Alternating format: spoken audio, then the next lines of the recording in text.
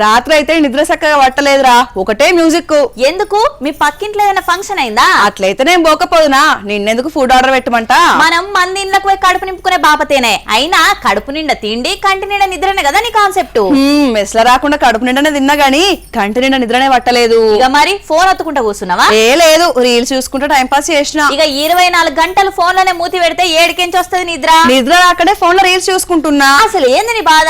గీలాస్ ఉంటుంది నా బాధ కూడా. రైల్వే స్టేషన్ కు ఎవరైనా రైలు ప్రయాణాలు చేసేటందుకు పోతారు, కానీ గీళ్లు మాత్రం దోమలతోని యుద్ధం చేసేటందుకే పోయినట్టున్నది కదా.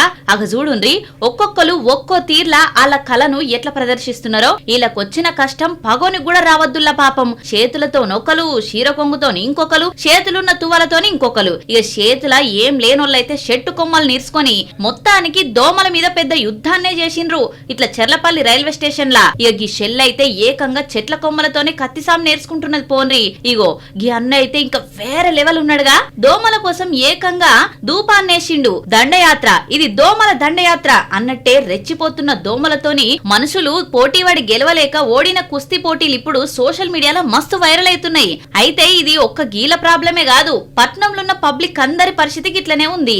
ఏడ చూసినా చీమల దండు గదిలినట్టు దోమల దండే కదులుతున్నది. ఇప్పటికైనా జర సర్కారోళ్ళు దోమల మీద దృష్టి పెట్టి జనాల తిప్పలు తప్పియాలని అనబట్టిండ్రు ఈ చూసిన జనాలు.